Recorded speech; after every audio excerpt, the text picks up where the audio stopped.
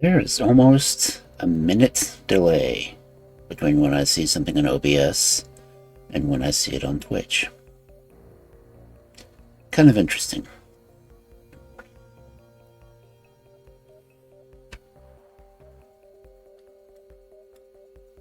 I am needing to make sure my audio is actually working properly today, because it would be nice to get a good sound quality for what I'm doing. As a result, I'm going to turn off my monitor feature for my microphone and hopefully only go on outputs only. My monitor is now turned off. The playback I'm hearing now doesn't sound very bad.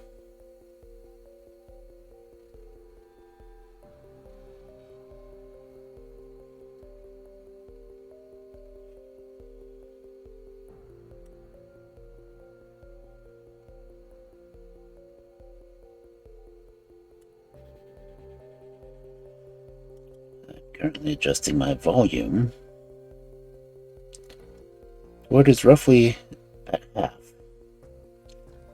There is a wild barboach in chat.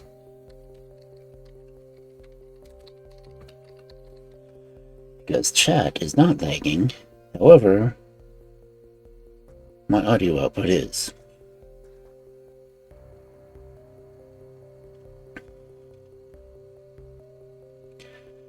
With my volume turned off to half, I am no longer hearing anything on my end.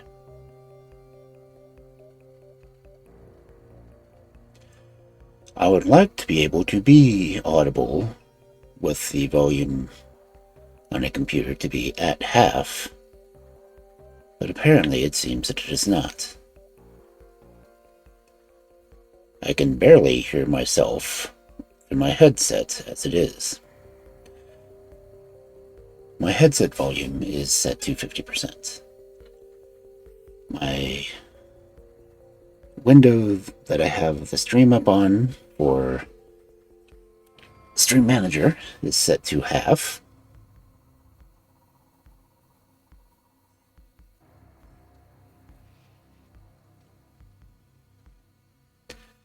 The volume on my computer is set to half. I am trying to speak in a perfectly normal tone, and I am roughly 2 feet away from my microphone.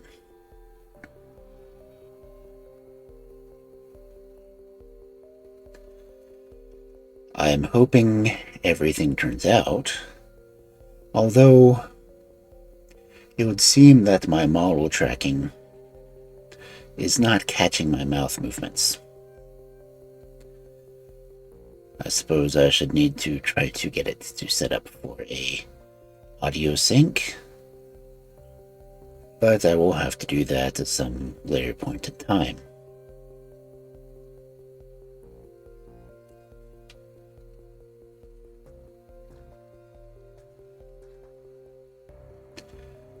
Looking at my OBS right now, under Advanced Audio Properties, my microphone aux set to 999%. So somewhere along the line, I'm having audio problems. And I'm not quite sure how to fix them. OBS, when I'm speaking, is keeping me in the yellow zone on the bar graph of my audio mixing. So it is saying that I'm picking up quite a bit, but I do not know if people are hearing it, or if Twitch is hearing it at the proper voices. I am speaking fairly monotone at this moment, just so that I can check my register systems. Everything visually on my end seems to be accurate. But as I cannot hear what people are hearing from your end, despite me having monitor turned off on my OBS, I do not hear myself on the stream at half volume. I've now set it to 75% volume on the stream, on the Twitch volume, but my stream is also lagging considerably.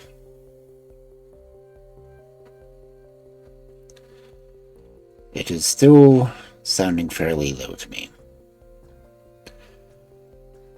If anyone watching this knows a way to fix this issue, I would greatly appreciate any knowledge in this field. I am now looking through my filters on the remote. I have it on RN noise, good quality, more CPU usage.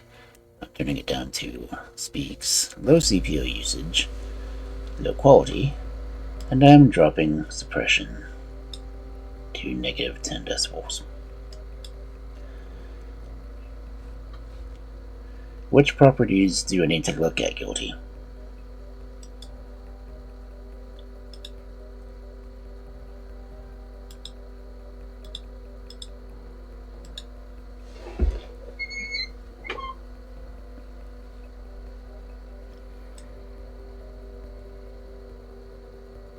I can still barely hear myself on the window I have open watching the stream.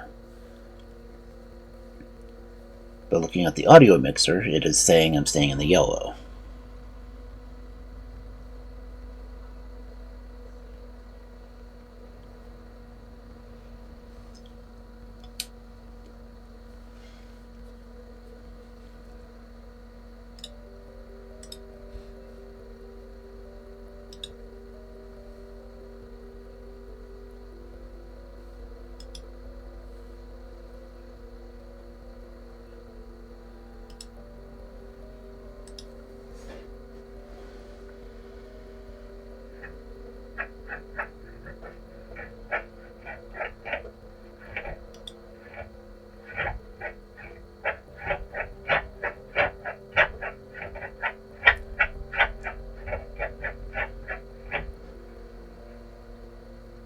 It was literally picking up my toenail scratching the wheel of my desk louder than my voice. Something has to be wrong. Other than me needing to trim my claws.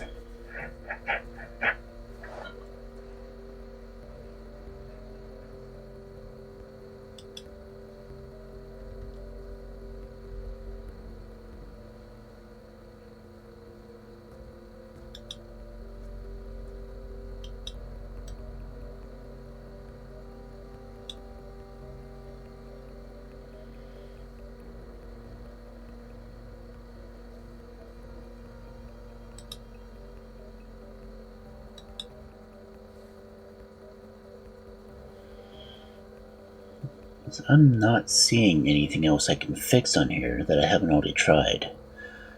I'm not sure why it can't stay consistent. That's driving me freaking batty.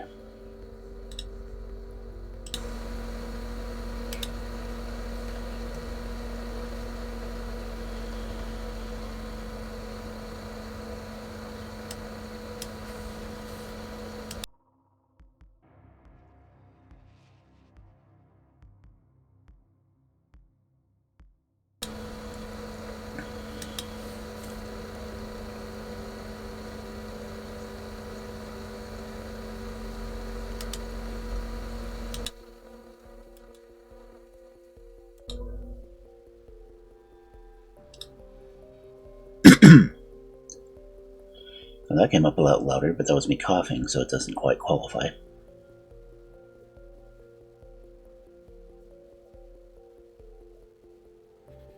And I'm still not hearing it very well through the stream itself.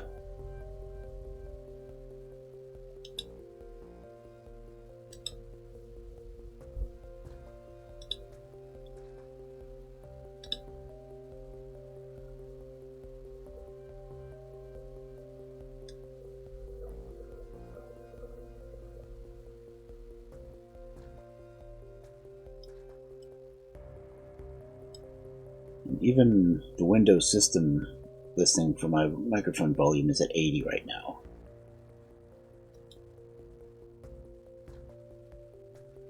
I could always turn it up, but I don't want it to blast everyone's ears out. Because this is it at 90. I'm still not hearing it through the stream.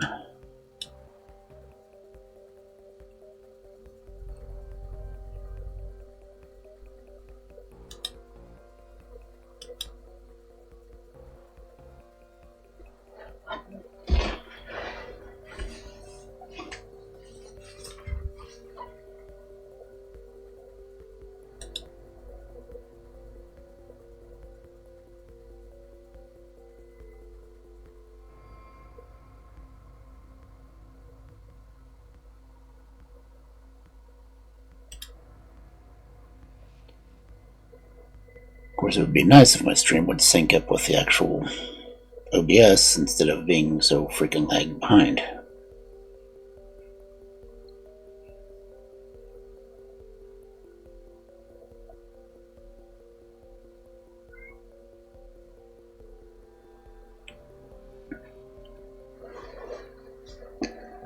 Like right now, I can't hear the stream at all.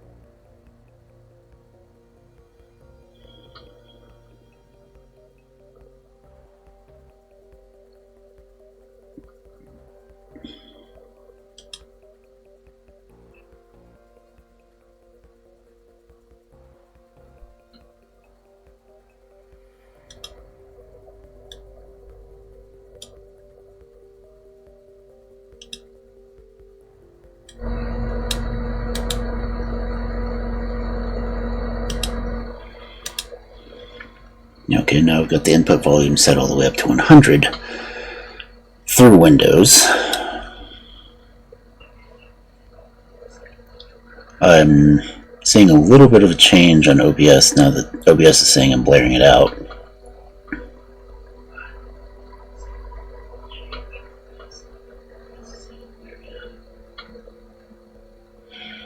But I'm not hearing a change on the stream at all. Like, I can't hear the stream, period.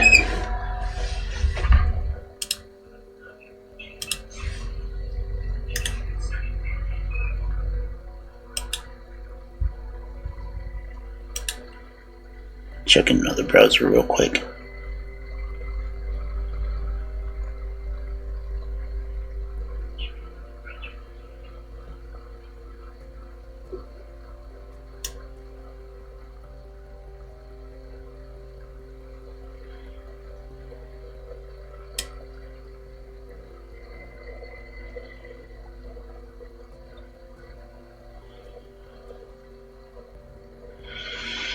Okay, going to a different browser it shows up, but it's not showing up on my stream manager, which is just confusing as hell.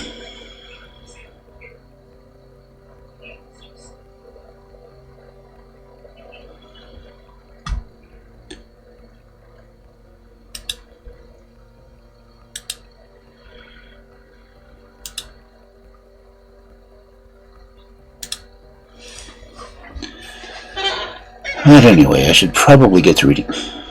It's like my stream manager looking at freaking one on Chrome, it's completely frozen. But the one I had over on Firefox that I was checking to see if I could hear myself in the audio, it's fine.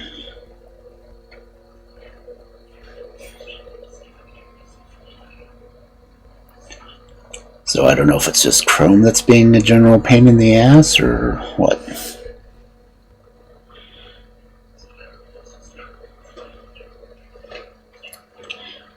And if you were in here really early at like the first end of the second set of ads that Twitch decided to show,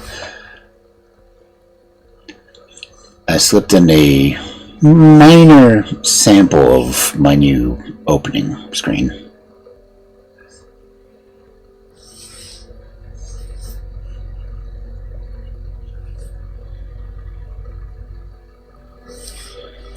Okay, well, if you can hear me fine, that means hopefully it's going to the recording right and not to the VOD, because last night's VOD I could barely hear anything, and that was with that turned up full volume on my computer and full volume on the screen.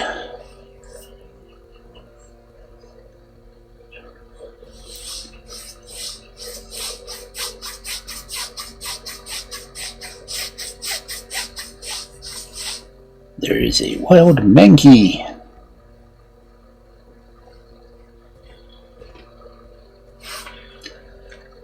Let me do that alternative opening scene real quick, because I really like the song. Admittedly, it's AI created, but it's a nice song. Literally, I essentially wrote everything that song is about. So.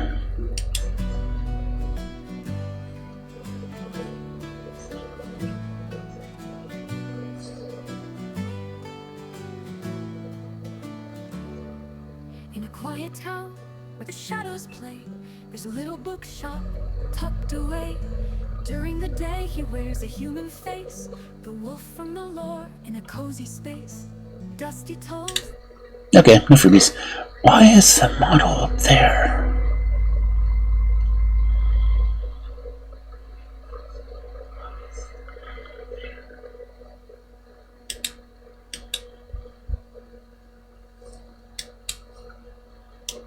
Sweet. In the chair.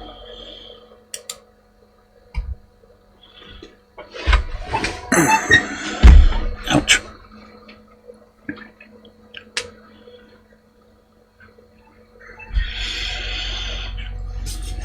But we are here for me to do fairy tales and not just to hear me complaining about things not working.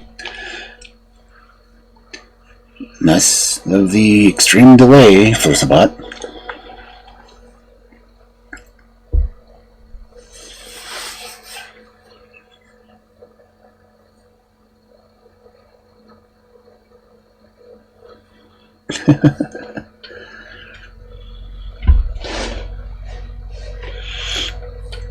I like the fact it does both versions of the shoutout now.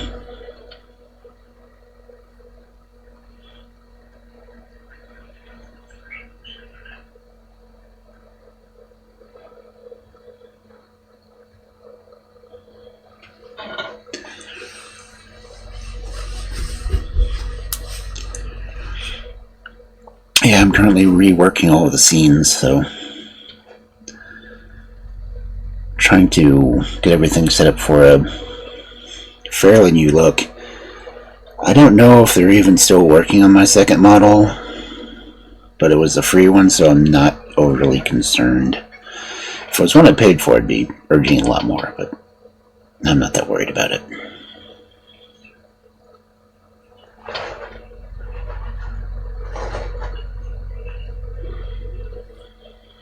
Of course, I'd still like to get, an actual style sheet made. Because one of the things people never get right is, my nose and the inside of my ears are the same color. As are my paw pads. That's just like a minor detail, but it, always gets to me. I don't know why. I'm just really specific about character creation. But anyway, let's get into the fairy tales. We're already 14 minutes late because of all my audio testing. I really should have started earlier.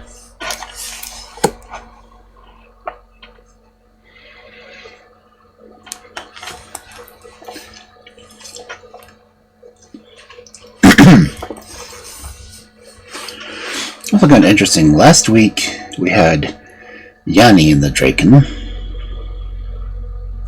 This week we have Herr Lazarus and the Draken.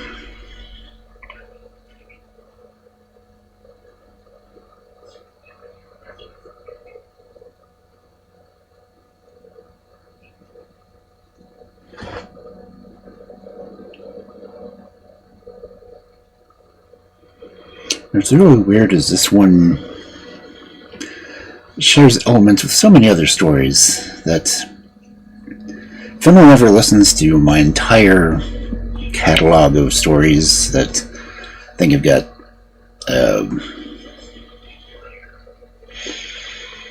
over 200 or so stories just in the Grey Fairy Book, well, the Fairy Book series, you'll hear a lot of things that come in common. And this story is no different. Because there's not a giant involved, there's a Draken involved. And it's not a tailor, it is a cobbler. But the stories are fairly close. So the first story for this fabulous Friday night of fairy tales. Herr Lazarus and the Draken. Once upon a time there was a cobbler named Lazarus, who was very fond of honey. One day, as he ate some while he sat at work, the flies collected in such numbers that with one blow he killed 40. Then he went and ordered a sword to be made for him, on which he had written these words, "With one blow I have slain 40. When the sword was ready, he took it and went out into the world. And when he was 2 days' journey from home, he came by a spring, by which he laid down and took a nap. Now in that country there dwelt Draken, one of whom came to the spring to draw water. There he found Lazarus sleeping, and read what was written on his sword. Then he went back to his people and told them what he had seen, and they all advised him to make fellowship with this powerful stranger. So the Draken returned to the spring, awoke Lazarus, and said that if it was agreeable to him, they should make a fellowship together. Lazarus answered that he was willing, and after a priest blessed the fellowship, they returned together to the other Draken, and Lazarus dwelt among them. After some days they told him that it was their custom to take it in turns to bring wood and water, and he was now of their company, so he must take his turn as well. They went first for water and wood, but at last it came to be Lazarus' turn to go for water. The Draken had a great leathern bag holding 200 measures of water. This Lazarus could only, with great difficulty, drag empty to the spring, and because he could not carry it back full, he did not fill it at all. Instead, he dug up the ground all around the spring. As Lazarus remained so long away, the Draken sent one of their number to see what had become of him. And when this one came to the spring, Lazarus said to him, "We will no more plague ourselves with carrying water every day. I will bring the entire spring home at once, so we will be freed from this burden." But the Draken cried out, "On no account, Lazarus, else we shall die of thirst. Rather we will carry the water ourselves in turns, and you alone shall be exempt." Next came Lazarus' turn to bring the wood. Now the Draken, when they fetched wood, always took an entire tree on their shoulder, and so carried it home. Because Lazarus could not imitate them in this, he went to the forest and tied all the trees together with a thick rope, and remained in the forest till evening. Again the Draken sent out one of their own after him to see what had become of him, and when this one asked what he was about, Lazarus answered, "Oh, I will bring the entire forest home at once, so that after that we may all have rest." But the Draken called out, "By no means, Herr Lazarus. else we shall die of cold. Rather we will go ourselves to bring wood, and let you be free." And then the Draken tore up one tree, threw it over his shoulder, and so carried it home. When they had lived together some time, the Draken became very weary of Lazarus, and agreed among themselves to kill him. Each Draken, in the night while Lazarus slept, would strike him a blow with a hatchet. But Lazarus heard this scream, and when the evening came, he took a log of wood and covered it with his cloak, and laid it in the place where he usually slept, and then hid himself. In the night the Draken came, and each one hit the log a blow with his hatchet, until it flew to pieces. Then they believed their object was gained, and they lay down again. Thereupon Lazarus took the log and threw it away, and laid himself down instead. Towards dawn he began to groan, and when the Draken heard that, they asked what ailed him, to which he made an answer, "Oh, the nuts have stung me horribly." This terrified the Draken, for they believed that Lazarus took their blows for gnat stings, and they determined at any price to get rid of him. Next morning, therefore, they asked him if he had not a wife or child, and said that if he would like to go and visit them, they would give him a bag of gold to take away with him. Oh, he willingly agreed to this, but asked further that one of the Draken should go with him to carry the bag of gold. They consented, and one was sent with him. When they came a short distance from Lazarus' home, he said to the Draken, "Stop here. In the meanwhile, I must go out in front and tie up my children, lest they should eat you." So when he went and tied his children with strong ropes, and he said to them, "As soon as the Draken comes into light, call out as loud as you can, 'Draken flesh, Draken flesh.'" So when the Draken appeared, the children cried out, "Draken flesh, Draken flesh!" And this so terrified the Draken that he let the big bag fall and fled. On the road he met a fox, which asked him why he seemed so frightened.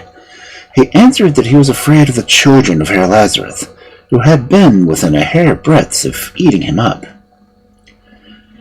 But the fox laughed and said, "What, you are afraid of the children of Herr Lazarus? He had 2 fowls, one of which I ate yesterday.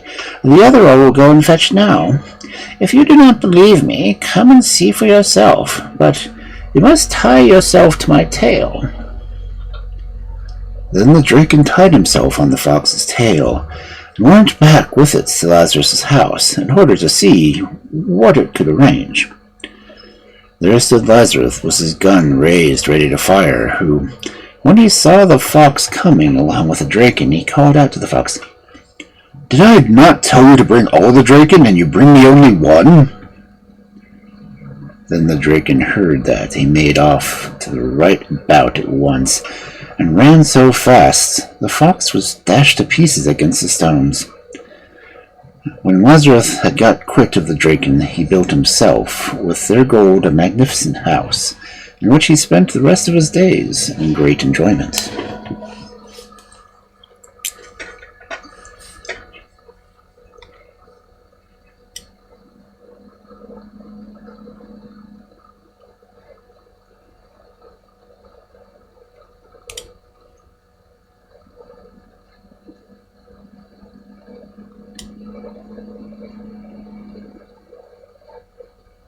Is it lagging that much? It sounds like it's almost skipping to me.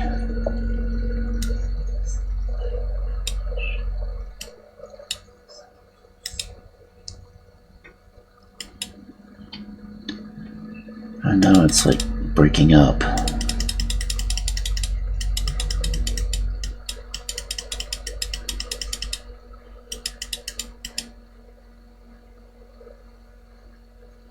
Yeah, now it sounds like it's just peeking out to me constantly.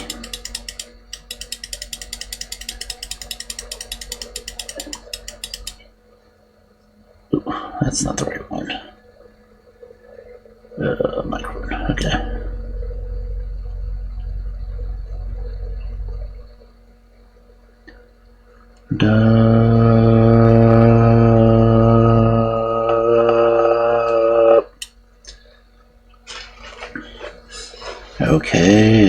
Still peeking a little bit, but I'm also hearing sounds from my speakers, which, technically should be off right now. My mouse clicking is staying in the yellow.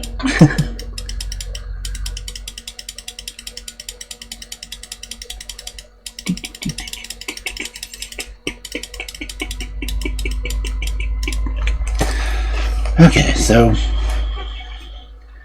now see, it's still showing me that it's peaking again. Why is it peaking now when I couldn't even get it to register earlier?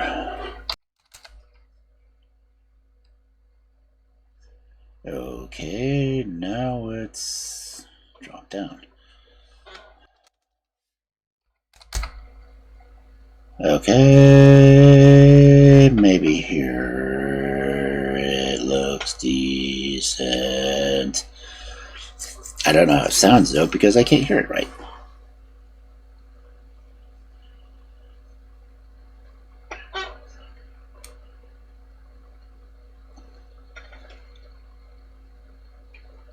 Okay.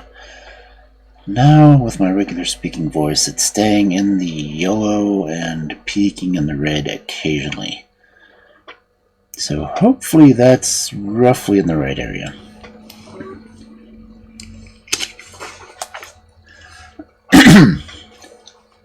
When I cough, it really peaks.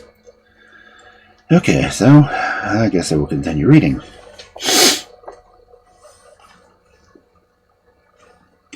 Our second story for this fantabulous Friday night of fairy tales. The story of the Queen of the Flowery Isles. There once lived a queen who ruled over the Flowery Isles, whose husband, to her extreme grief, died a few years after their marriage. On being left a widow, she devoted herself almost entirely to the education of the two charming princesses, her only children. The elder of them was lovely as she grew up. Her mother greatly feared she would excite the jealousy of the Queen of all the Isles, who prided herself on being the most beautiful woman in the world, and insisted on the rivals bowing before her charms. In order to gratify her vanity, she had urged the king, her husband, to make war on all the surrounding islands, and as his greatest wish was to please her, the only conditions he imposed on the newly conquered country was that each princess of every royal house should attend his court as soon as she was 15 years old, and to do homage to the transcendent beauty of his queen. The Queen of the Flowery Isles, well aware of this law, was fully determined to present her daughter to the proud queen as soon as her 15th birthday was past. The queen herself had heard a rumor of the young princess's great beauty and awaited her visit with some anxiety, which soon developed into jealousy, for when the interview took place, it was impossible not to be dazzled by such radiant charms, and she was obliged to admit that she had never beheld anyone so exquisitely lovely. Of course, she thought in her own mind, except myself, for nothing could have made her believe it was possible that anyone could eclipse her. But the outspoken admiration of the entire court soon undeceived her, and made her so angry that she pretended illness and retired to her own rooms, so to avoid witnessing the princess's triumph. She also sent word to the Queen of the Flowery Isles that she was sorry not to be well enough to see her again, and advised her to return to her own states with the princess, her daughter. This message was entrusted to one of the great ladies of the court, who was an old friend of the Queen of the Flowery Isles, and who advised her not to wait to take a formal leave, but to go home as fast as she could. The queen was not slow to take the hint, and lost no time in obeying it. Being well aware of the magic powers of the incensed queen, She warned her daughter that she was threatened by some great danger if she left the palace for any reason whatever during the next 6 months. The princess promised obedience, and no pains were spared to make the time pass pleasantly for her. The 6 months were nearly at an end, and on the very last day a splendid fete was to be taking place in a lovely meadow quite near the palace. The princess, who had been able to watch all the preparations from her window, implored her mother to let her go as far as the meadow, and the queen, thinking all risks must be over, consented and promised to take her there herself. The whole court was delighted to see their much-beloved princess at liberty, and everyone set off on a high glee to join in the fete. The princess, overjoyed at being once more in the open air, was walking a little in advance of the party when suddenly the earth opened under her feet and closed again after swallowing her up. The queen fainted away with terror, and the younger princess burst into a flood of tears and could hardly be dragged away from the fatal spot, whilst the court was overwhelmed with horror at so great a calamity. The orders were given to bore the earth to deep depths, but in vain. Not a trace of the vanished princess was to be found. She sank right through the earth and found herself in a desert place, with nothing but rocks and trees and no sign of any human being. The only living creature she saw was a very pretty little dog, who ran up to her at once began to caress her. She took him into her arms, and after playing with him for a little, put him down again, and he started off in front of her, looking around from time to time, as though begging her to follow him. She let him lead her on, and presently reached a little hill, from which she saw a full valley of lovely fruit trees, bearing flowers and fruit together. The ground was also covered with fruit and flowers, and in the middle of the valley rose a fountain surrounded by a velvety lawn. The princess hastened to this charming spot, and, sitting down on the grass, began to think over the misfortune which had befallen her, and burst into tears as she reflected on her sad condition. The fruit and clear fresh water would, she knew, prevent her from dying of hunger or thirst. But how could she escape if any wild beast appeared and tried to devour her? At length, having thought over every possible evil which could happen, the princess tried to distract her mind by playing with the little dog.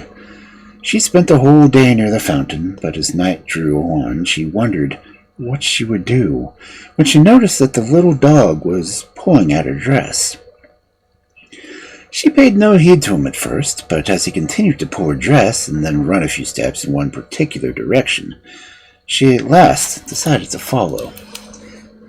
And he stopped before a rock, and with a large opening in the center, which he evidently wished her to enter. The princess did so and discovered a large and beautiful cave, lit up by the brilliancy of the stones with which it was lined, and a little couch covered with soft moss in one corner. She lay down on it, and the dog at once nestled at her feet. Tired out with all she had gone through, she soon fell asleep.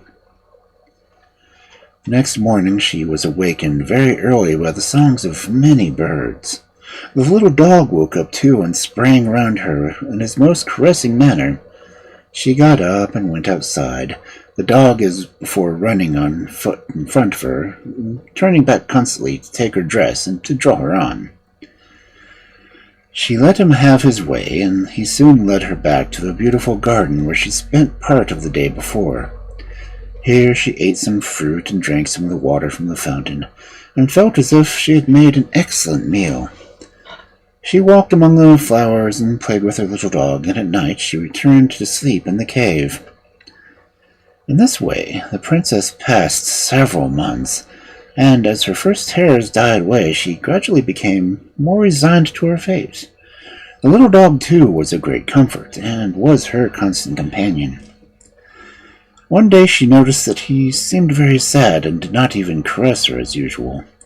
Fearing he might be ill, she carried him to the spot where she had seen him eat some peculiar herbs, hoping they might do him some good. But he would not touch them. He spent all night, too, sighing and groaning as if in great pain. At last the princess fell asleep, and when she awoke, her first thought was to see to her little pet, but not finding him at her feet as usual, she ran out of the cave to look for him. As she stepped out of the cave, she caught sight of an old man who hurried away so fast that she had barely had time to see him before he disappeared. This was a fresh surprise and almost as great a shock at the loss of her little dog, who had been so faithful to her ever since the first day she had seen him. She wondered if he had strayed away or if the old man had stolen him. Tormented by all kinds of thoughts and fears, she wandered on, when suddenly she felt herself wrapped in a thick cloud and carried through the air. She made no resistance, but before long found herself, to her great surprise, in an avenue leading to the palace in which she had been born. No sign of the cloud anywhere. As the princess approached the palace, she perceived that everyone was dressed in black, and she was filled with fear as to the cause of this mourning. She hastened on and was soon recognized and welcomed with shouts of joy.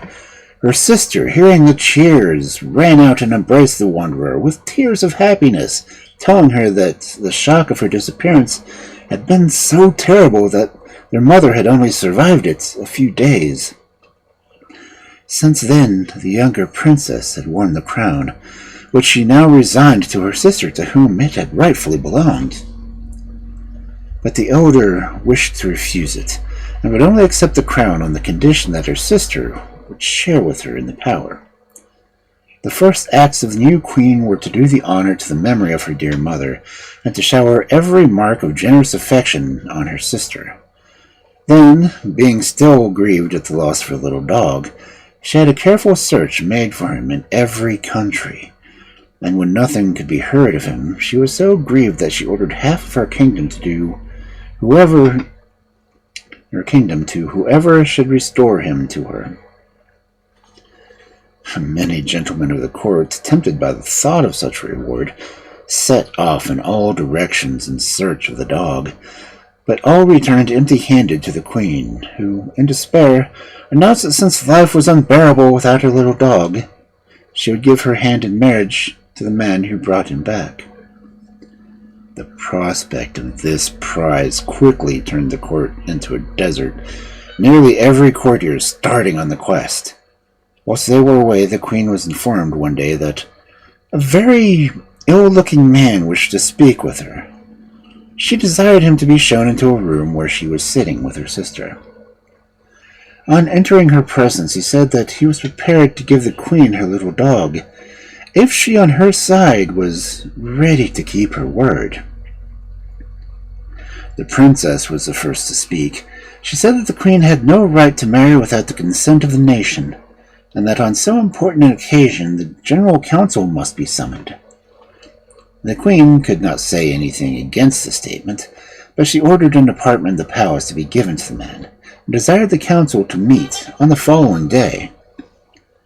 Next day, accordingly, the council assembled in a great state, and by the princess's advice it was decided to offer the man a large sum of money for the dog, and, should he refuse it, banish him from the kingdom without seeing the queen again.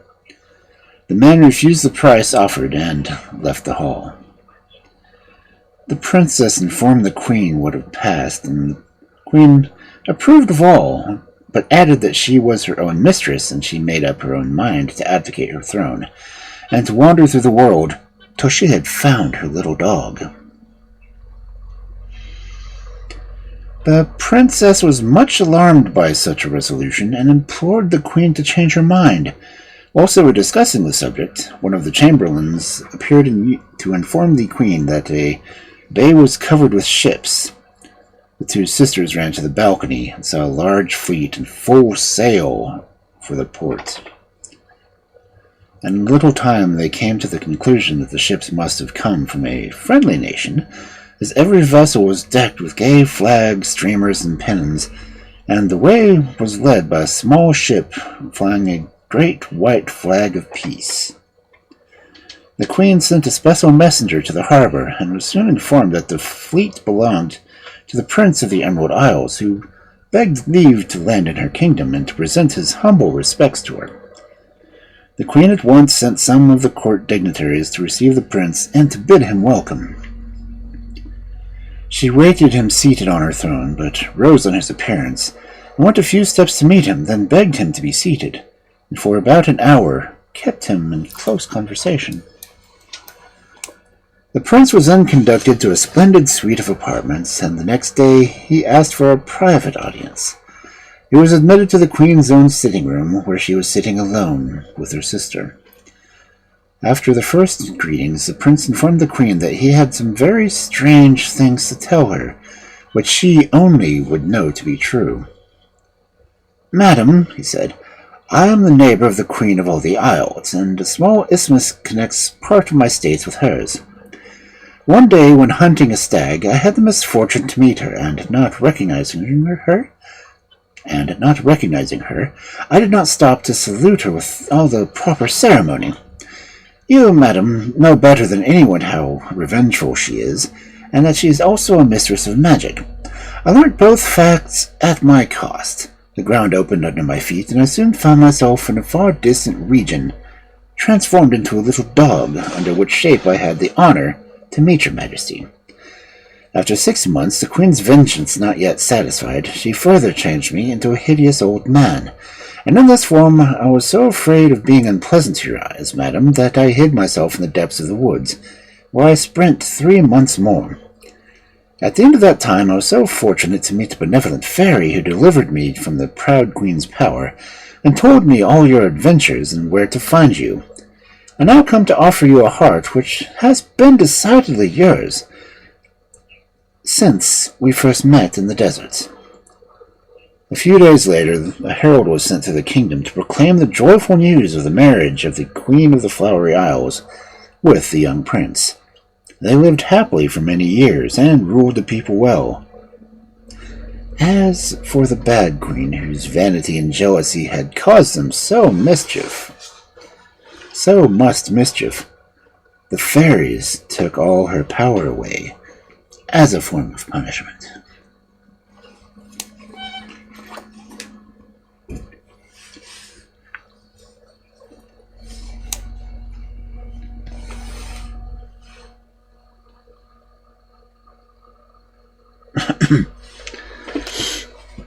You're just gonna lurk, huh? I see how it is. How's the audio sound?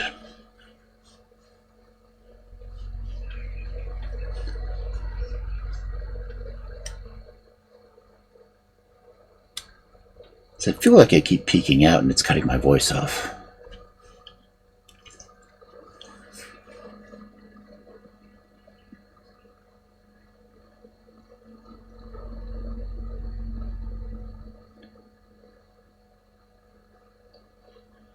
Yeah.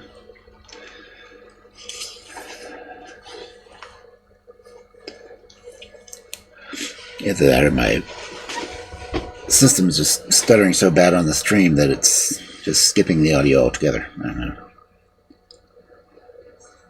Let's see, how long is this one? Ouch. It is 13 pages. I don't think I can pull off 13 pages in 9 minutes. So I'm going to go ahead and take a break here and hydrate. Then I'll come back with the next story. So you guys get to see one of the other new stream setups that I've done. I might be right back, stream. Get down!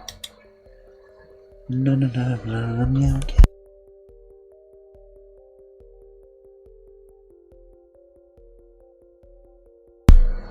Damn, there's only one cat on the pillow. Oh well.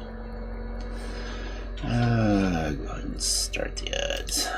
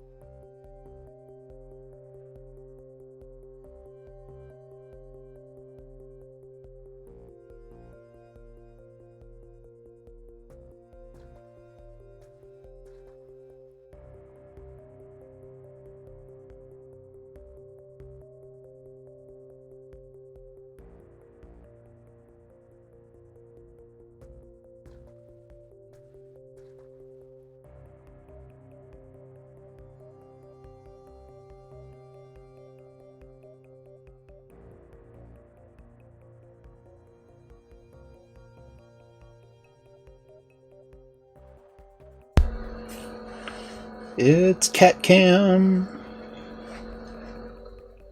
Of course, Joe just kind of watching him sleep there.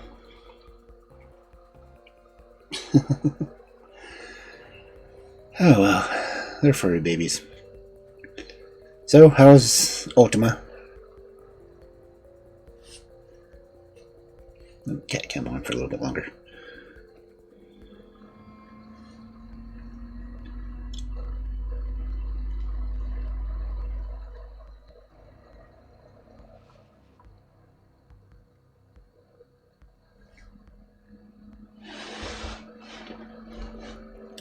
Okay, back to the book.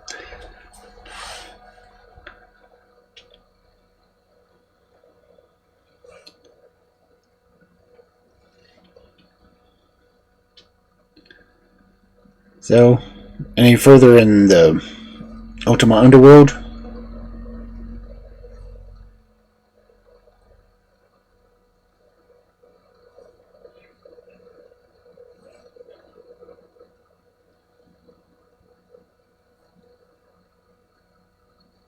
Man, my monitor's laggy.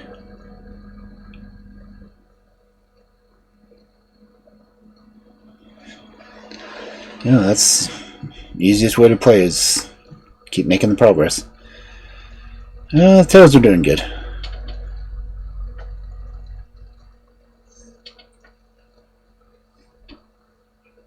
Thank you for the follow.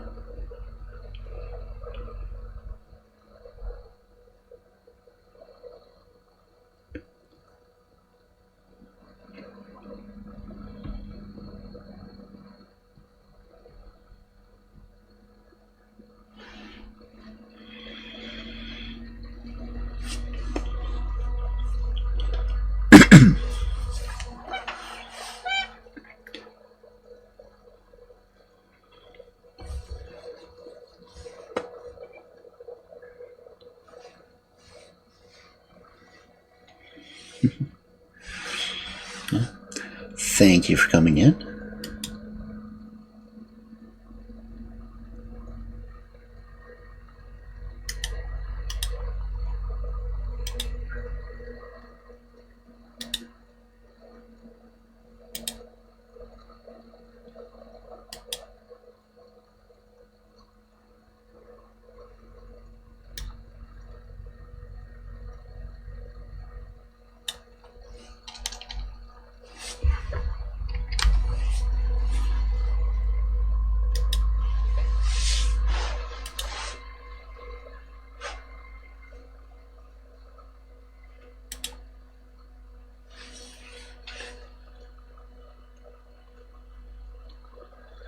Work in progress is always a mystery.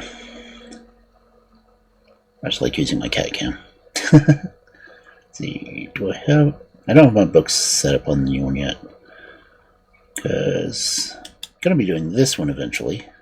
That way I can just leave the cat cam on stream. I don't have my library set up behind it yet, so it's in the works.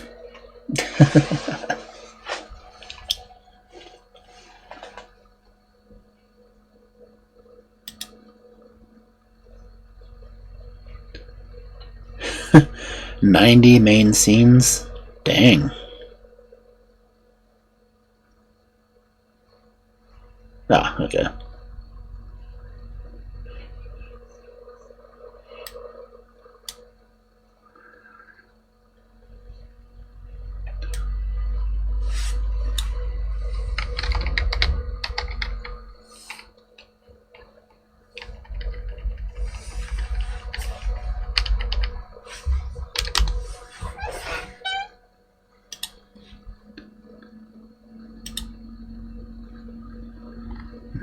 Sheets, that's a lot.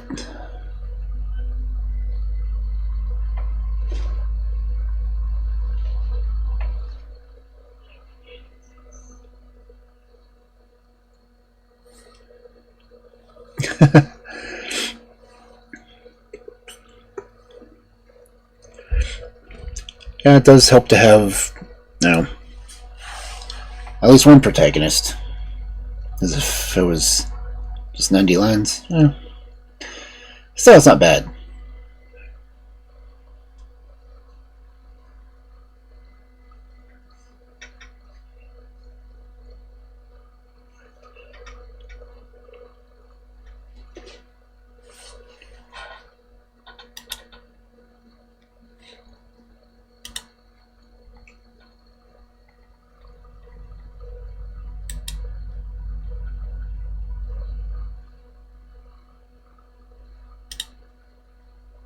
My computer is lagging horribly.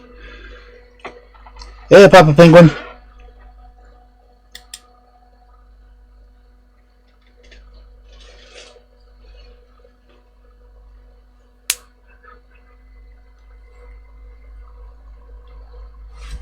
That's a cool note.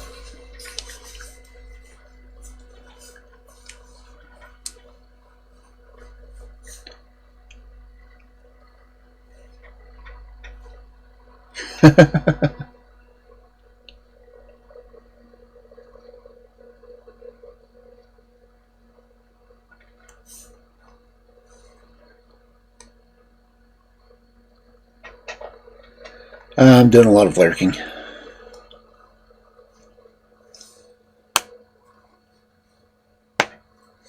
Dang. Didn't think my thumb was popping that loud.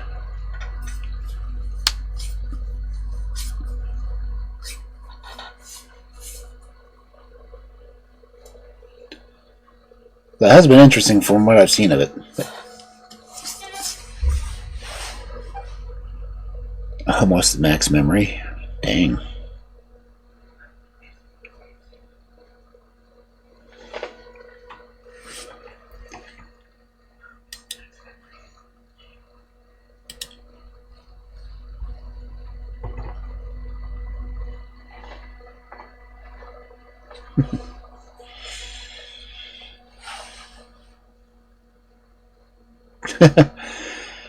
Okay, well, if the sun is demanding bed.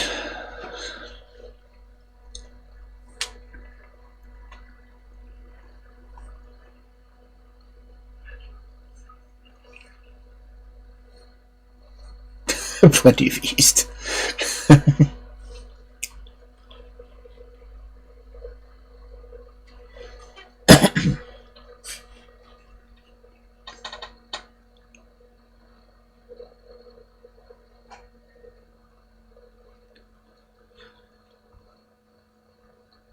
Why does it sound like my microphone is still peeking out?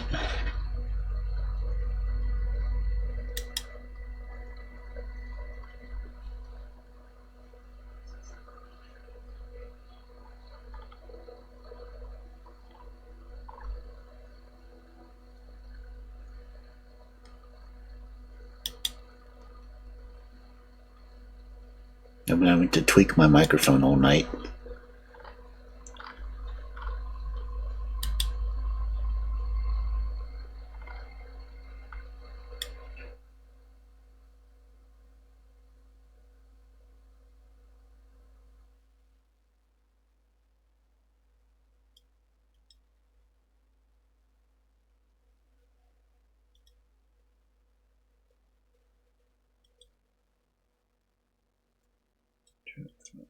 Expression again.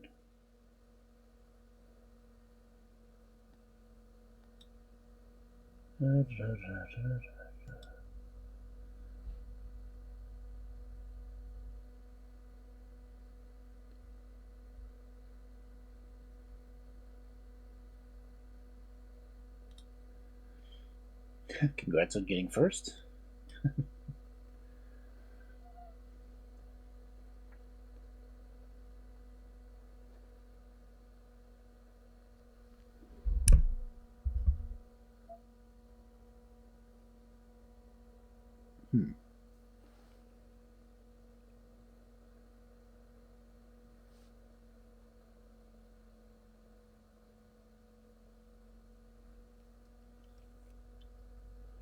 Okay, let's see if I can get back into the stories.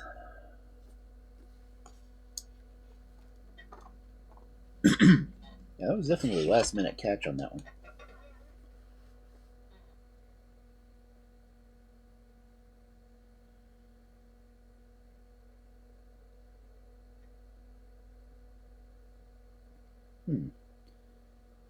This is another fun variation of another story I've read. Reading tonight. I usually do my writing offline.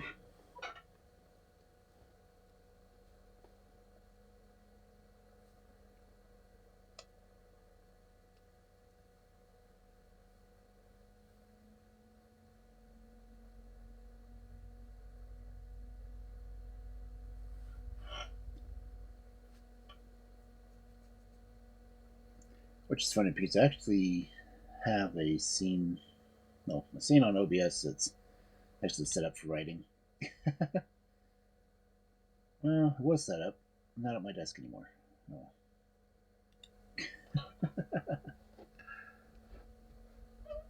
Anyway, it's Friday night and I usually do fairy tales, so normally it's just my excuse for reading fairy tales anyway, but I started doing the Friday night fairy tales 2 years ago on a Valentine's Day when I was pretty much. Yeah, that's my prior desk. My current desk is. I don't think I have that one set up yet. What's this one? Nope, that's my old desk. Oh, wait, this is me sitting at my current desk. Ignore the room behind me, but yeah. This is what it looks like when I just turn on my webcam.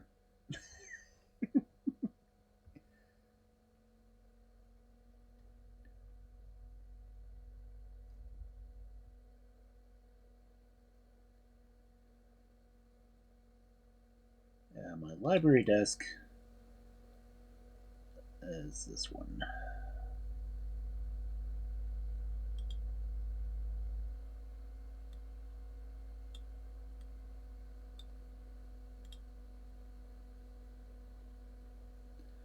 But this is what I call my brother's Grim desk because the placard down here at the bottom of it you can't see is actually the artwork from the cover of the original Brothers Grimm novel, Brothers Grimm book.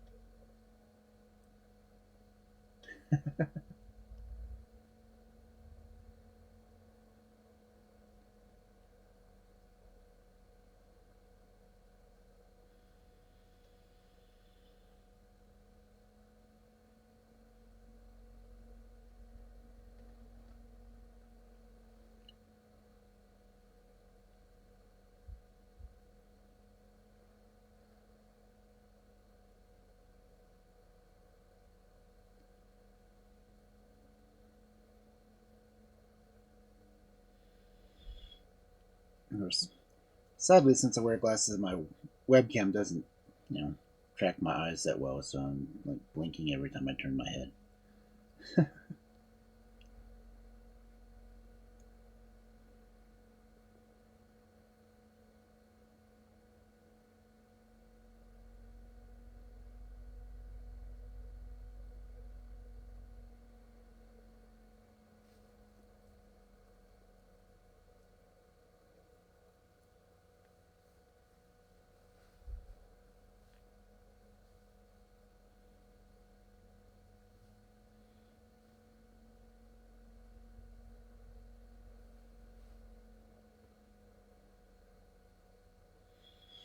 Anyway, let's see if I can concentrate to do fairy tales again. That is, we're reading the Grey Fairy book, and we're a little over a third of the way through it.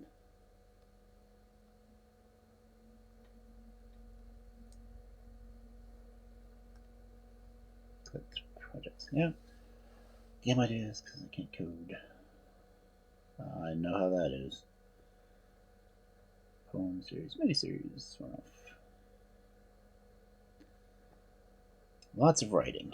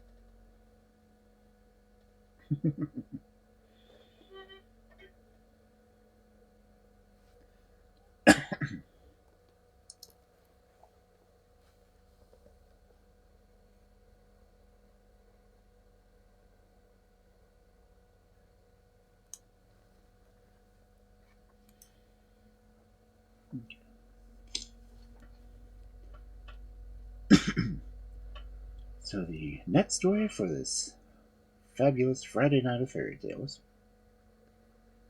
Udea and her 7 brothers. Once upon a time there was a man and his wife who had 7 boys. The children lived in the open air and grew big and strong, and the 6 eldest spent part of every day hunting wild beasts. The youngest did not care so much about sports, and he often stayed home with his mother. One morning, however, the whole 7 were out going for a long expedition, and said to their aunt, "Dear aunt, if a baby sister comes into the world today, wave a white handkerchief and we will return immediately. But if it is only a boy, just brandish a sickle and we will go on with what we are doing." Now, the baby, when it arrived, proved to be a girl, but as the aunt could not bear the boys, she thought it was a good opportunity to get rid of them. So she waved a sickle, and when the 7 brothers saw the sign, they said, "Well, now we have nothing to go back for," and they plunged deeper into the desert. The little girl grew up to be a big girl, and she was called by all her friends, though she did not know it, Udea, who has driven away 7 brothers into the strange lands. One day, when she had been quarreling with her playmates, the oldest among them said to her, "It's a pity you were born ever since your brothers have been obliged to roam about the world." Udea did not answer, but went home to her mother and asked her, "Have I really got brothers?" "Yes," replied her mother, 7 of them. They went away the day you were born, and I've never heard from them since." Then the girl said, "I will go and look for them until I find them." "My dear child," answered her mother, "it is 15 years since they left, and no man has seen them. How will you know which way to go?" "Oh, I will follow them north and south, east and west, and though I may travel far, yet some day I will find them." Then her mother said no more, and gave her a camel and some food, and a servant and his wife to take care of her, and she hastened a cowrie shell round the camel's neck for a charm, and bade her daughter to go in peace. During the first day the party journeyed on without any adventures, but the second morning the servant said to the girl, "Get down and let my wife ride instead of you." "Mother," cried Udea. "What is it?" asked her mother. "Barker wants me to dismount from my camel." "Leave her alone, Barker," commanded the mother, and Barker did not dare to persist. But on the following day he said again to Udea, "Get down and let my wife ride instead of you." And though Udea called to her mother, she was too far away, and the mother never heard her. Then the man seized her roughly and threw her on the ground, and said to his wife, "Climb up." And she climbed up, while the girl had to walk beside. She had meant to ride all the way on her camel, as her feet were bare and the stones cut them until the blood came. But she had to walk on till night, when they halted, and the next morning it was the same again. Weary and bleeding, the poor girl began to cry, and implored the servant to let her ride, if only for a little. But he took no notice, except to bid her to walk a little faster. By and by they passed a caravan, and the servant stopped and asked the leader if they had come across 7 young men, who were thought to be hunting somewhere about. And the man answered, "Go straight on. By midday you will reach the castle where they live." When he heard this, the servant melted some pitch in the sun and smeared the girl's hands with it, till they looked as worn and cracked as his did. Next he bade his wife get down from the camel and told Udea to mount, which she was thankful to do, so they arrived at her brother's castle. Leaving the camel kneeling at the entrance for Udea to dismount, the servant knocked loudly at the door, which was opened by the youngest brother, all the others having been away hunting. He did not, of course, recognize Udea, but he knew the servant and his wife, and welcomed them in gladly, thinking, "But who is the other servant belong to?" "Oh, that is your sister," they said. "My sister? But She is a servant. Look at her hands, how worn they are. That may be, but she is your sister for all that. The young man asked no more questions, but took them into the castle, and he himself waited outside till his brothers came home.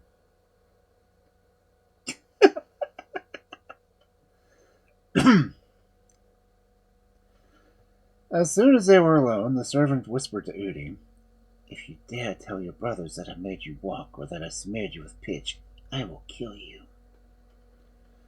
"Oh, I will say nothing," replied the girl, trembling, and at that moment the 6 elder brothers appeared in sight.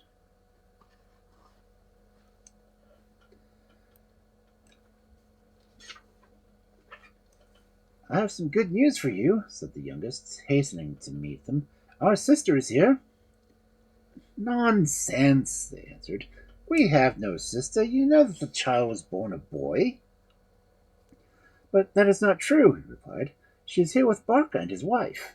Only she too is a servant," he added softly, but his brothers did not hear him, and pushed past joyfully. "How are you, good old Barca?" they said to the servant. "And how comes it that we never knew that we had a sister till now?" And they greeted Udea warmly, while she shed tears of relief and gladness. The next morning they all agreed that she would not go out hunting, and the eldest brother took Udea on his knee, and she combed his hair and talked to him of their home until tears ran down his cheeks and dropped on the back of her hand. And where the tears fell, a white mark was made. Then the brother took a cloth and rubbed the place, and he saw her hands were not dirty and cracked at all, but soft and clean. "Tell me who pinched you over like this," she cried. "I'm afraid to tell you," sobbed the girl. "Barca will kill me." "Afraid? With your 7 brothers?" "Well, I will tell you then," she answered. "He forced me to dismount from the camel and let his wife ride instead. And the stones cut my feet till they bled, and I had to bind them. After that, when we heard your castle was nearby, he took pitch and smeared me with it." Then the brothers rushed in wrath from the room, and seizing his sword, cut off the servant's head, and then his wife's. He next brought some warm water and washed his sister all over, till her skin was clean and shining again. "Now we have our sister," they all said. "The fool's Barca must have thought us to believe that for an instant we could have a sister who was a lowly servant." And all that day and the next they remained in the castle. But on the 3rd morning they said to their sister, "Dear sister, you must lock yourself in this castle, with only the cat for company. And be very careful never to eat anything which she does not eat too. You must be sure to give her a bit of everything. In 7 days we shall be back again." "All right," she answered, and locked herself into the castle with the cat. On the 8th day the brothers came home. "How are you?" they asked. "You have not been anxious?" "No. Why should I be anxious?" The gates were locked. The gates were locked fast in the castle are 7 doors, and the 7th is out of iron. What is to frighten me?" "No one will try to hurt us," said the brothers, "for they fear us greatly. But for yourself, we implore you to do nothing without consulting the cat, who has grown up in the house, and take care never to neglect her advice." "All right," replied Udea, "and whatever I eat she shall have half." "Capital!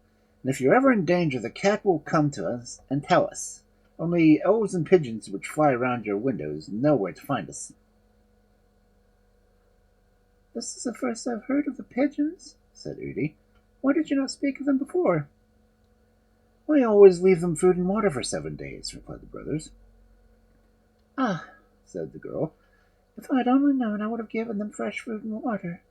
For after 7 days anything becomes bad. Would it not be better if I fed them each day?" "Oh, much better," they said, "and we shall feel any kindness you do towards the cats and pigeons exactly as if we were shown to ourselves." "Set your minds at ease," answered the girl. "I will treat them as if they were my brothers."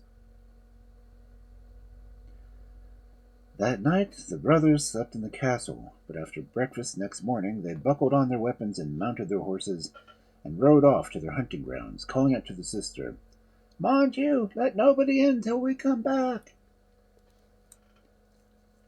"Very well," cried she, and kept the doors carefully locked for 7 days. And on the 8th day her brothers returned as before.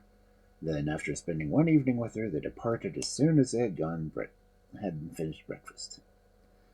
Directly they were out of sight, Udea began to clean the house, and among the dust she found a bean, which she ate. "What are you eating?" asked the cat. "Nothing," she said. "Open your mouth and let me see." The girl did as she was told, and then the cat said, "Why did you not give me half?" "I forgot," she answered, "but there are plenty of beans about. You can have as many as you like." "No, that won't do. I want half of that particular bean." Sounds like a cat. "But how can I give it to you? I tell you I've eaten it. I can roast you 100 others." "No, I want half of that one." "Oh, do as you like, only go away," she cried. So the cat ran straight to the kitchen fire and spit it out and put it out. And when Udea came back to cook supper, she had nothing to light it with. "Why did you put the fire out?" she asked.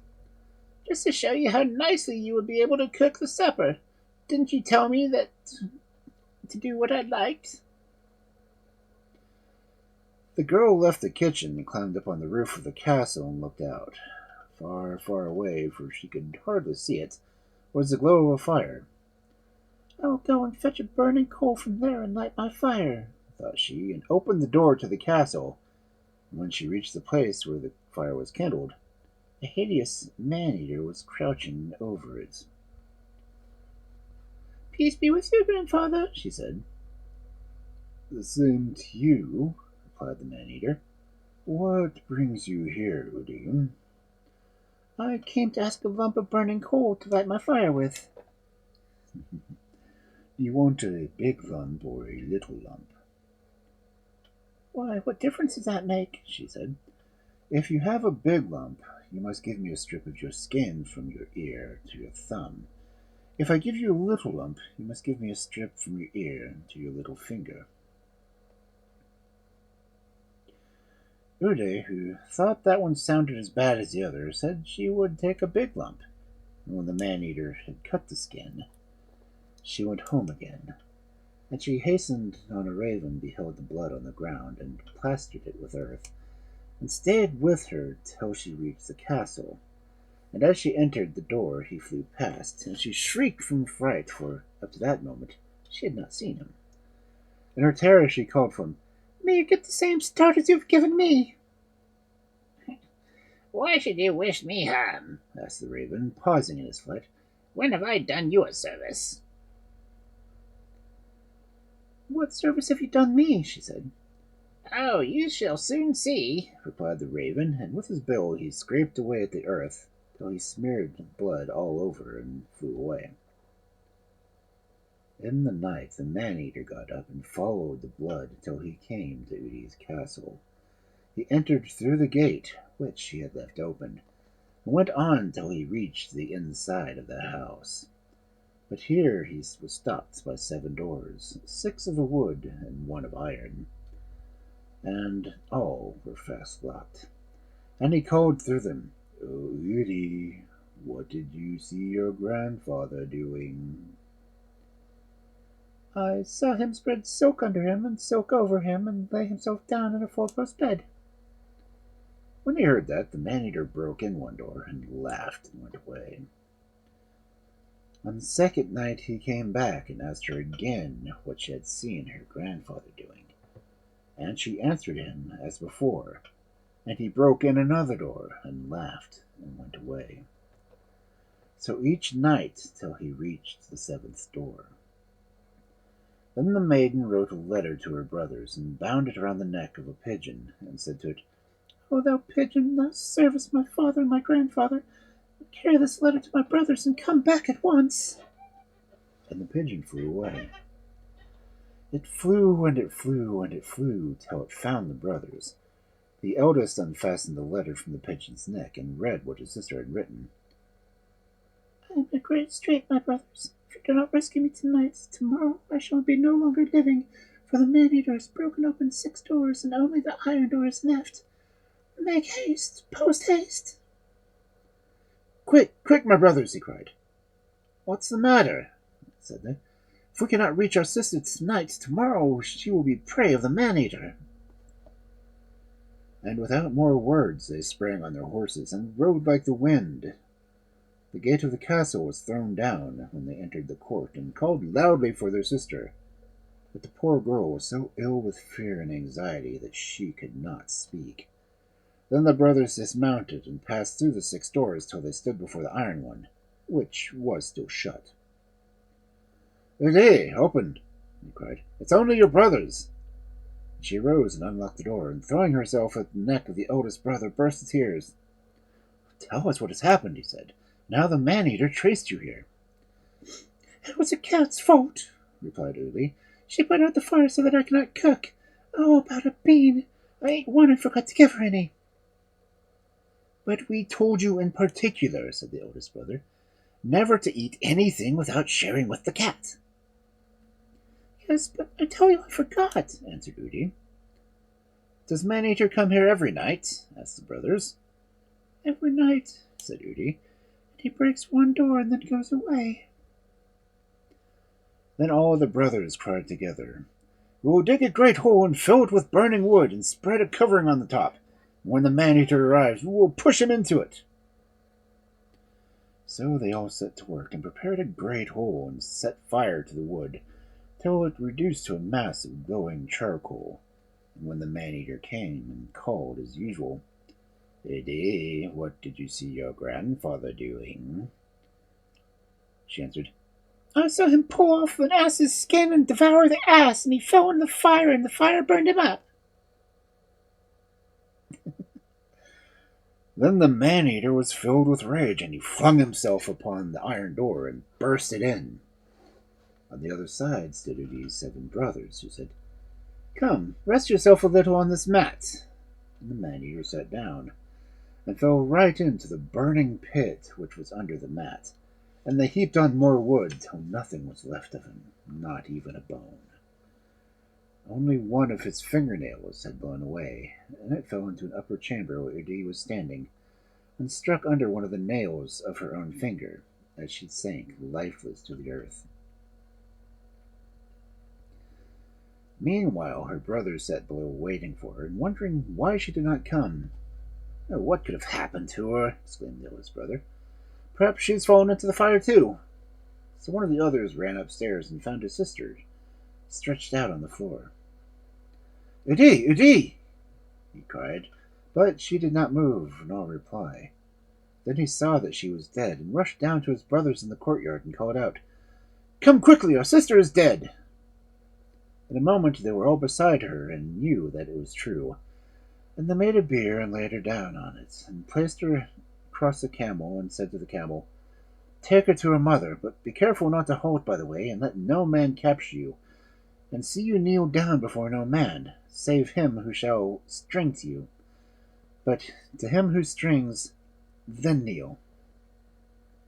So the camel started. When it had accomplished half its journey, it met 3 men, who ran after it in order to catch it, but they could not. Then they cried, "Stop!" but the camel only went faster.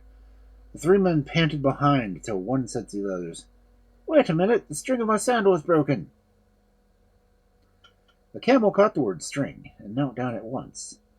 The men came and found a dead girl lying on a bier with a ring on her finger. And as one of the young men took hold of her hand to pull off the ring, he knocked out the man-eater's fingernail, which had stuck there. And the maiden sat up and said, "Let him who gave me life, and slay him who slew me." And when the camel heard the maiden speak, it turned and carried her back to her brothers. Now the brothers were still seated in the court, bewailing their sister, and their eyes were dim with weeping, so that they could hardly see. And when the camel stood before them, they said, Perhaps it has brought our sister back," and rose to give it a beating. But the camel knelt down, and the girl dismounted, and they flung themselves on her neck and wept more than ever for gladness. "Tell me," said the eldest, who, as soon as he could speak, "how it all came about, and what killed you." "I was waiting in the upper chamber," she said, "and a nail of the man-eaters stuck under my nail, and I fell dead upon the ground. That is all I know." "But who pulled out the nail?" asked he. "A man took hold of my hand and tried to pull off my ring, and the nail jumped out, and I was alive again. And when the camel heard me say, 'Let him live who gave me life, and slay him who slew me,' it turned and brought me back to the castle. And that's my story." "I'm sticking to it."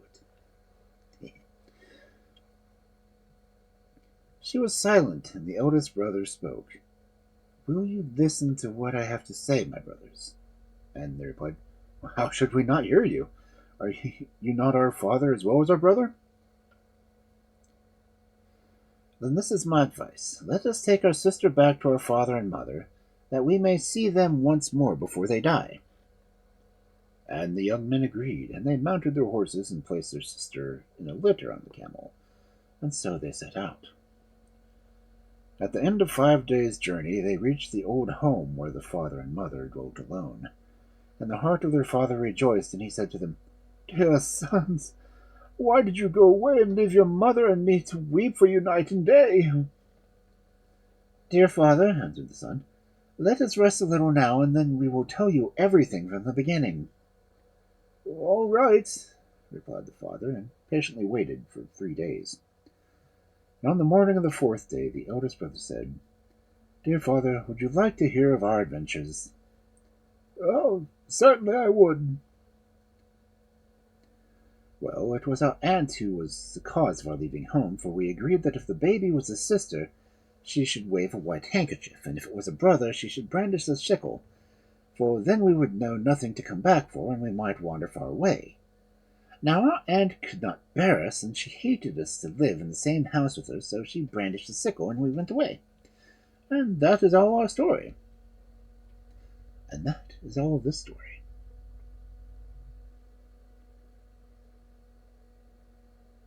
Okay, that's another one from the Tripoli book. Okay.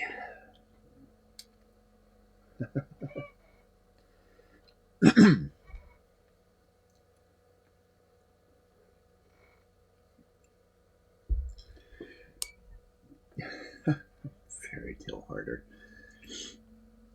You are strange, Red.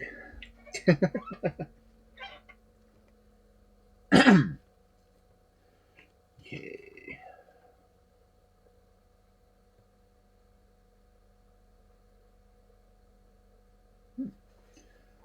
Next story looks like it could be an interesting one.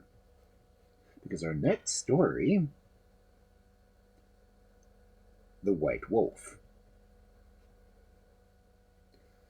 Once upon a time there was a king who had 3 daughters. They were all beautiful, but the youngest was the fairest of the 3. Now it happened one day that their father had to set out on tour of a distant part of his kingdom. Before he left, his younger daughter made him a promise to bring back a wreath of wildflowers. When the king was ready to return to his palace, he bethought himself that he would like to take home presents for each of his 3 daughters, and so he went to a jeweler's shop and bought a beautiful necklace for the eldest princess, and then he went to a rich merchant and bought a dress embroidered in gold and silver for his second daughter. But in none of the flower shops and none of the market could he find a wreath of wildflowers that his youngest daughter had her heart set on. So he had set out on his homeward way without it. Now, his journey took him through a thick forest, and while he was still about 4 miles distant from his palace, he noticed a white wolf squatting by the side of the road, and behold, on the head of the wolf there was a wreath of wildflowers. Then the king called to the coachman and ordered him to get down from the seat and fetch him the wreath from the wolf's head. But the wolf heard the order and said, "My lord king, I will let you have the wreath, but I must have something in return." "Well, what do you want?" answered the king. I will gladly give you rich treasure in exchange for it. I do not want rich treasure, replied the wolf. Only promise to give me the first thing that meets you on your way to the castle. In 3 days I shall come and fetch it. And the king thought to himself, I'm still a good long way from my home. I'm sure to meet a wild animal or bird on the road. It will be quite safe to promise. So he consented, and carried the wreath away with him.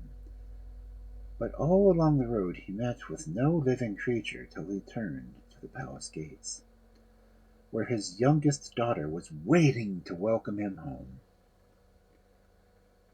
That evening the king was very sad, remembering his promise, and when he told the queen what had happened, she too shed bitter tears. And the youngest princess asked them both why they looked so sad and why they wept. Then her father told her what price he would have to pay for the wreath of wildflowers that he had brought home for her, for in 3 days a white wolf would come and claim her and carry her away, and they would never see her again. But the queen thought, and at last she hit upon a plan. There was in the palace a servant maid the same age and same height as the princess, and the queen dressed her up in a beautiful dress belonging to her daughter, and determined to give her to the white wolf, who would never know the difference. On the 3rd day the wolf strode into the palace yard and up to the great stairs, to the room where the king and queen were seated. I have come to claim my promise, he said. Give me your youngest daughter. Then they led the servant maid up to him, and he said to her, You must mount on my back, and I will take you to my castle. And with these words he swung her on his back and left the palace. When they reached the place where he had met the king and given him a wreath of wildflowers, he stopped and told her to dismount, that they might rest a little. So they sat down by the roadside. I wonder, said the wolf, what your father would do if this forest belonged to him. And the girl answered, My father is a poor man. He would cut down the trees and saw them into planks, and he would sell the planks, and we should never be poor again. But we would always have enough to eat. Then the wolf knew that he had not got the real princess, and he swung the servant maid on his back and carried her back to the castle, as he strode angrily into the king's chamber and spoke. Give me the real princess at once. If you deceive me again, I will cause such a storm to burst over your palace that the walls will fall in, and you will all be buried in the ruins.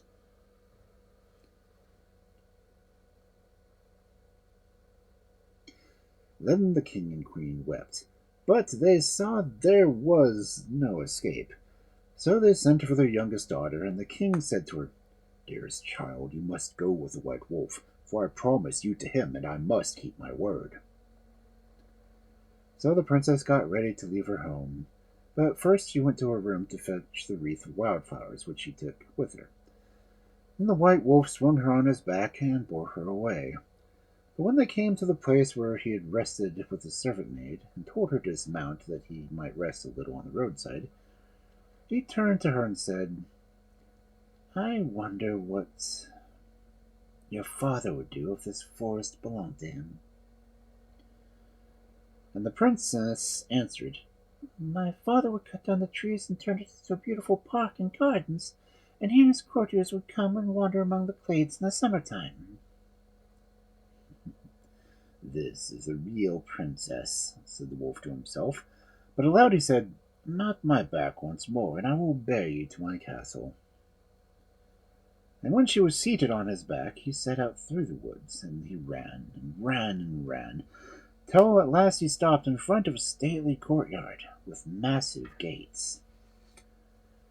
This is a beautiful castle, said the princess, as the gates swung back and she stepped inside.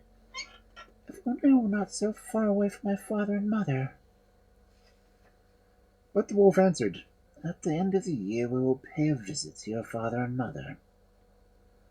And at these words, the white furry skin slipped from his back, and the princess saw that he was not a wolf at all, but a beautiful youth, tall and stately, and he gave her his hand and led her up the castle stairs.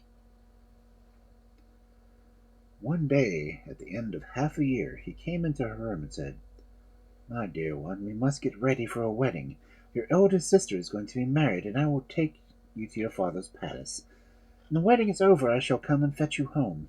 I will whistle outside the gate, and when you hear me, pay no heed to what your father or mother say. Leave your dancing and feasting, and come to me at once. For if I have to leave without you, you will never find your way back alone through the forest." When the princess was ready to start, she found that he had put on his white fur skin, and was changed back into the wolf. He swung her onto his back and set out for her father's palace, where he left her, while he himself returned home alone. But in the evening, when he went back to fetch her, and was standing outside the palace gate, he gave a long, loud whistle. In the midst of her dancing, the princess heard the sound, and at once she went to him, and he swung her on his back and bore her away to his castle. Again, at the end of half a year, the prince came into her room as the white wolf, and said, "Dear heart, you must prepare for the wedding of your second sister. I will take you to your father's palace today, and we will remain there together till tomorrow morning." So they went together to the wedding. In the evening, when the two were alone together, he dropped his fur skin, and ceasing to become a wolf, he became the prince again. Now, they did not know the princess's mother was hidden in the room, and when she saw the white skin laying on the floor, she crept out of the room, sent the servant to fetch the skin and burn it in the kitchen fire. The moment the flames touched the skin, there was a fearful clap of thunder heard, and the prince disappeared at the palace gate in a whirlwind, and returned to his palace alone. But the princess was heartbroken, and spent the night weeping bitterly. Next morning she set out to find her way to the castle, but she wandered through the woods and forests, and she could find no path or track to guide her. For 14 days she roamed in the forest, sleeping under the trees, and living upon wild berries and roots, and at last she reached a little house. She opened the door and went inside, and found the wind seated in a room all by himself. And she spoke to the wind and said, "Have you seen the white wolf?"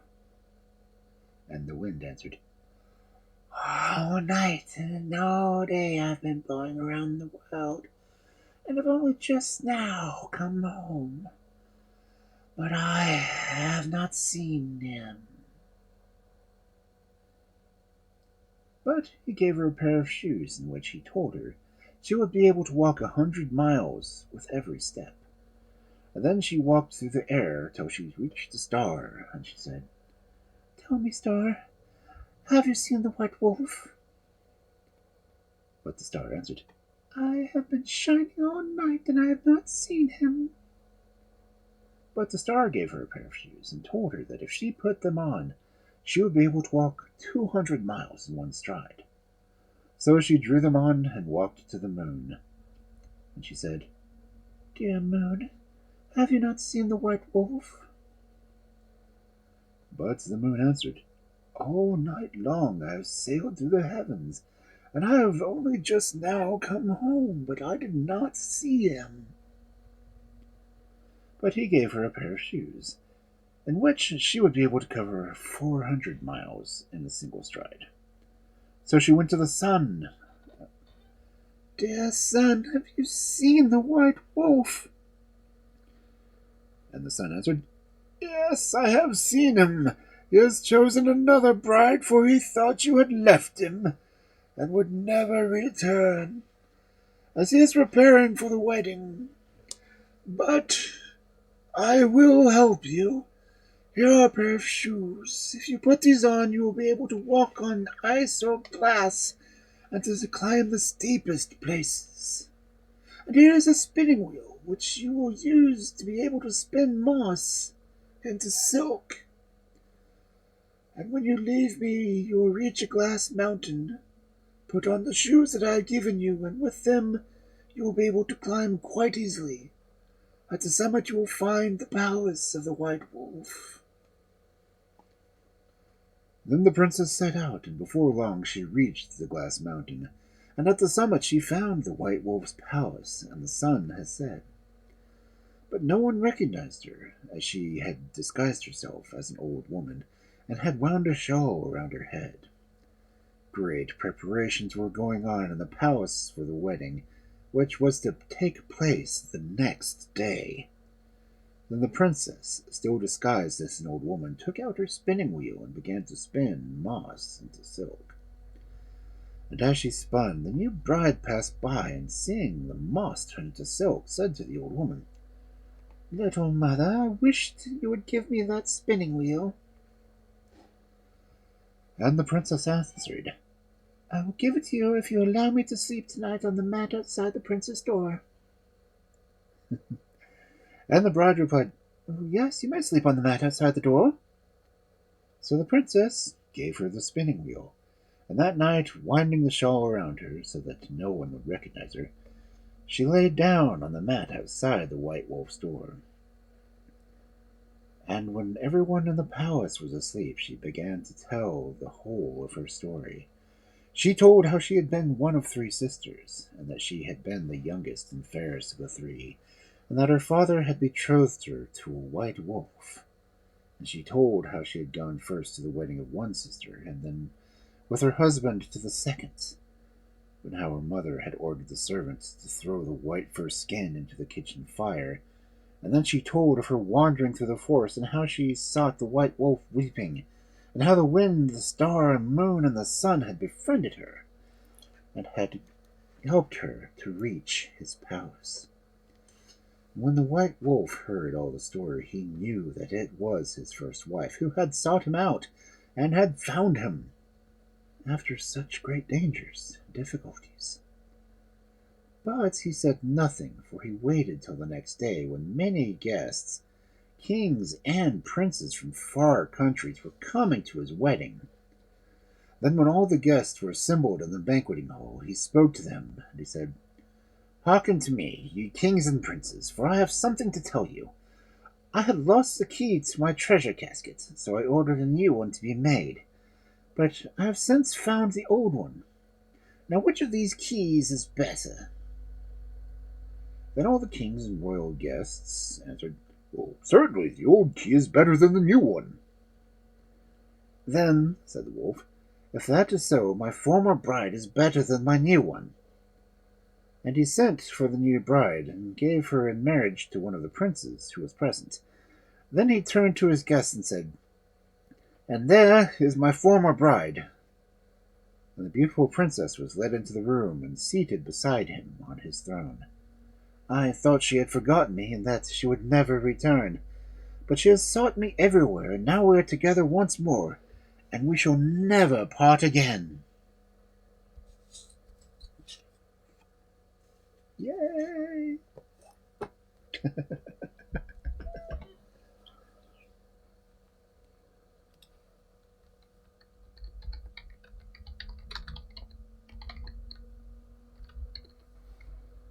I've got to get used to this new keyboard.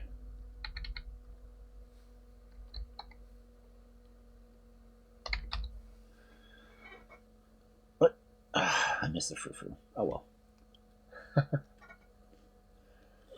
So that is the somewhat allotted 2 hours time. So let's see who is on that could be readable. Or if anyone has any suggestions, I am open for them. I wonder if it makes you spend points. Let's see, how many streams am I lurking in right now?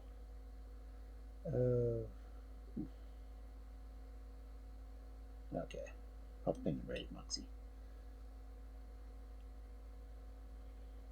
Anyone? Anyone? Fry?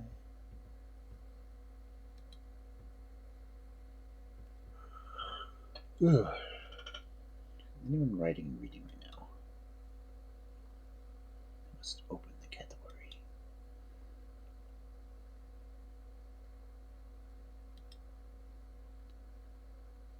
I see people sleeping, which does me no good.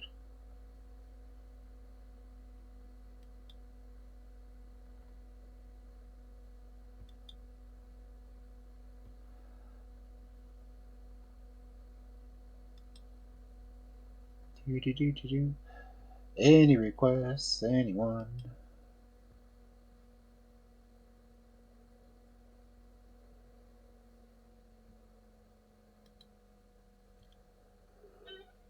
Yeah.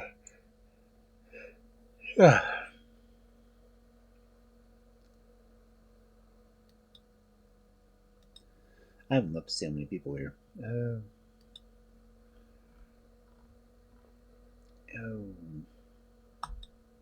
Get less ads. How many people here? I've got 3. Cool. So I'm going to post my read messages. Oop, did that one already. Okay. Check one more time to see who was on.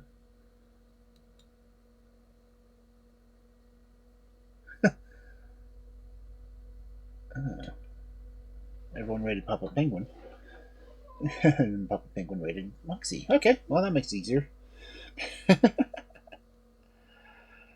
Yeah, I'm gonna go ahead and raid Dusk. Oh, wait. Let me check Legacy. What's she doing? She's still doing the publisher interview.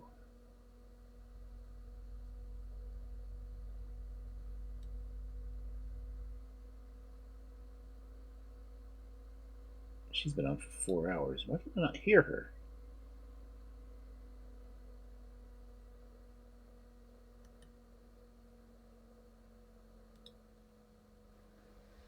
Okay, why the hell am I not hearing Chrome at all? Oh, wait. Crap, she's about to raid too.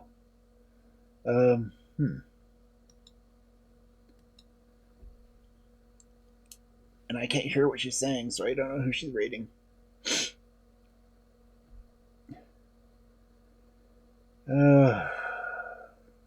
Shoot.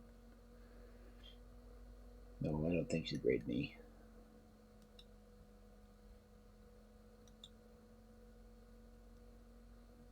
Who else is raiding?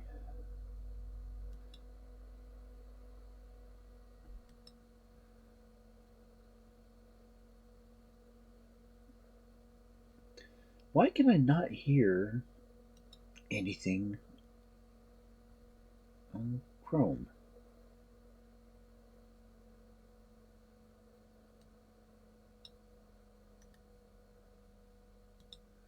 Oh well.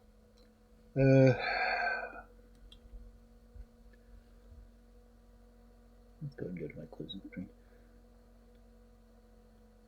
Okay. Again, only one cat remains. In the quiet of I hope you all have a wonderful night. the Coming in softly for the play. stories. Why is my keyboard not working now?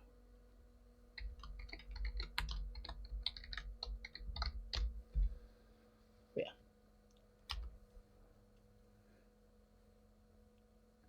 Go ahead and raid Dusk.